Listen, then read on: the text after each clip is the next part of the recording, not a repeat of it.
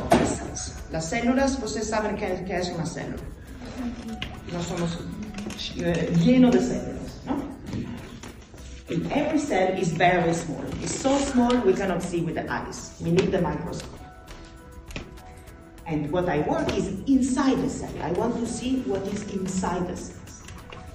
Because every cell, this is a cell, and usually this ball is the DNA. You call it ADN here, yeah, okay?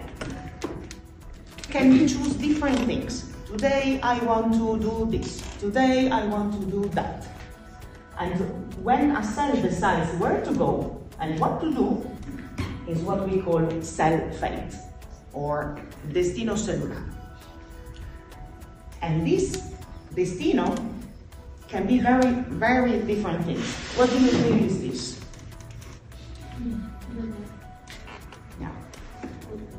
When a cell is bad or is very ill, it prefers to die. You say like, goodbye, I go, ciao, ciao.